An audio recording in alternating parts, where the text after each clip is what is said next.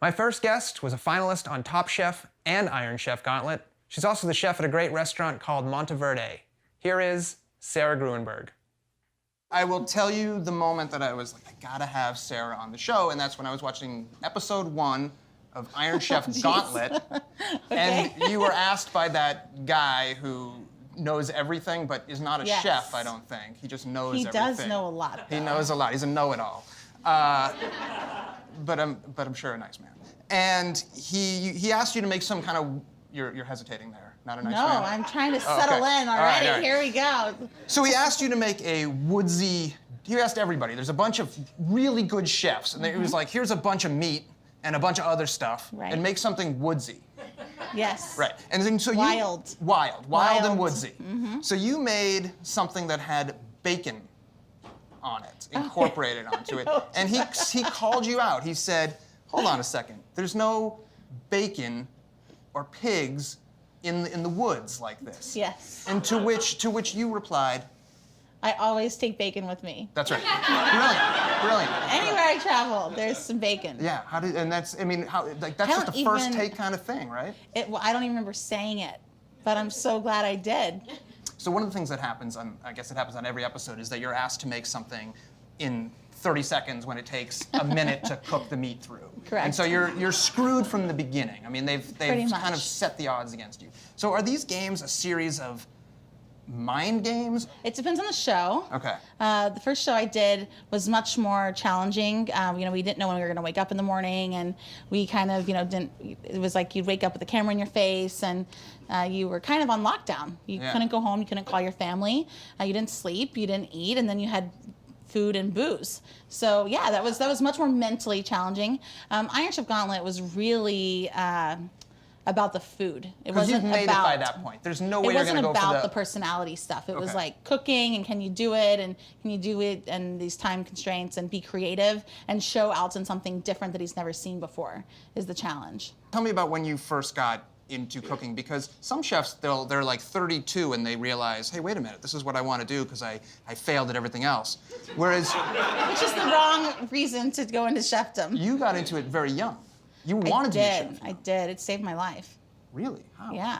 Well, I was that troubled teenager that just wanted to not be at school and cook, hang out with friends. That's not what most troubled teenagers want to do. Unless they're cooking meth. Well, no, that. I love cooking. I love math. I love pasta. There might have been a little, little stuff happening. Yeah, I understand. Yeah, so I was like, okay, great. Yeah. Munchies. Let's cook for my friends. So that's amazing. You're the best friend in high school. Pretty much. Like, we're gonna go to 7-Eleven. Wait a minute. I got Sarah's something better. lasagna. Yeah.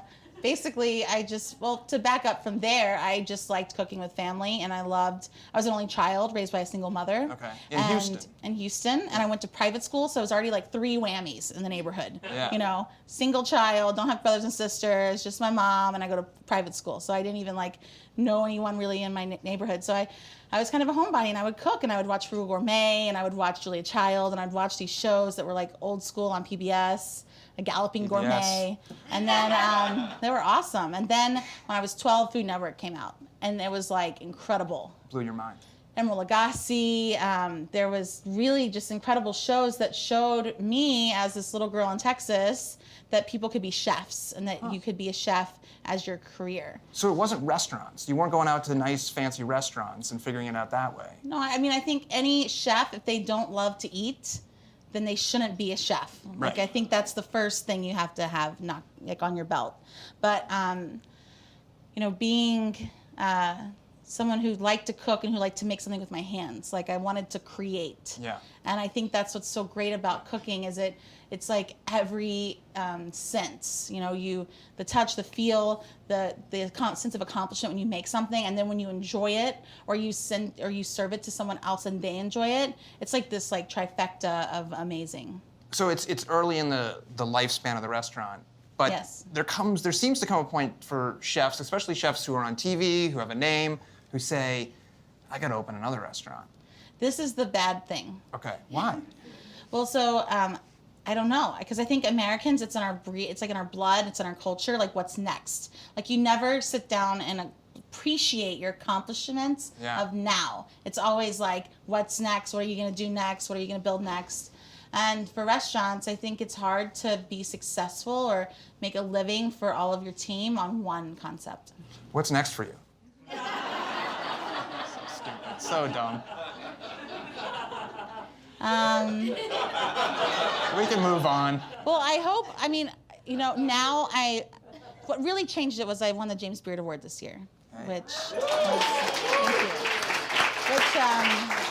was an incredible accomplishment. If you don't win, you don't come on the show. That's that was for the Great Lakes, right? Yeah, for Great Lakes, Yeah. Best Chef Great Lakes, and That's amazing. that was like, whoa, now what's next? Yeah. Because that's been my goal since I was little. Like I've been cooking professionally since I was 19, and now Yeah. I'm 35, and like now I got that James Beard Award. Like, what's next? What am I gonna do next? And so now it's like, okay, let's open this, and let's do that, and I'd love to write a cookbook, and I'd love to do more, not just the day-to-day grind. Can we switch gears? Can we talk Sure. about pasta?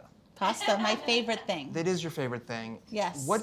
So help me understand the Okay. difference between real pasta, the kind of pasta you make. At your restaurant, you can see people making pasta. You're sitting at the bar, and there's a kind of They call it pasta rear TV. view mirror. Yeah. Rear view mirror, that's great. I that you love can see the people somehow Yes. making the pasta, and it looks beautiful, actually, watching it. The difference between that and I go to the store and I get a box of pasta that's, you know, what it is. Dry pasta. Dried pasta, and I throw it into a pot, I put a little salt in, and then a few minutes No later... oil in the water. I don't put oil in the Good, water. okay, Yeah. good. It seems dangerous. And then I eat it and I enjoy it, but where am I missing out, or where is real pasta doing something that's not? I love dry pasta. I love boxed pasta. I think it serves its purpose. So I can geek out a little bit, so you might have to rein me in. Geek away. But if you look at the map of Italy, that's where the answers are. Yeah. So in northern Italy, it was more industrial. They had more money to afford to eat eggs in their dough, and so you have fresh pastas there. Tagliatelle, ravioli, tortellini, all of these pastas that were fresh doughs that were rolled, probably by someone that they had working for them, making the dough and filling them. And I'm not talking like hundreds of years ago, That's right? fine, that's fine. And then you think of southern Italy, which was poverty and making ends meet, and they call it cucina povera, or the poor kitchen. It's where there's a whole amount of recipes that are just based on this idea, and that's where dried pasta comes from, which is made just from water and semolina.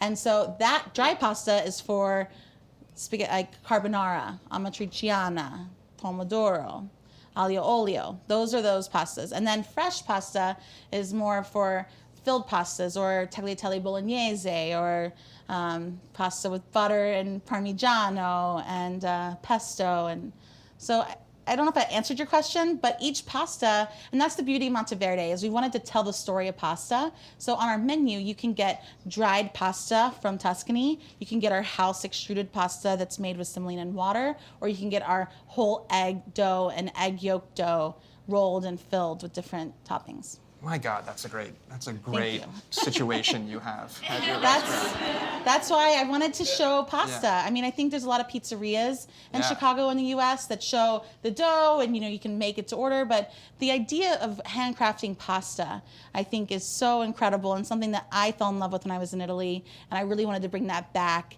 And the two women that work behind that mirror, Besa and Maria, they're like a Lucille and Ethel They situation. are. It's great. Yes, Yeah, because you're Besa only absolutely speaks right. Italian and Maria only speaks Spanish.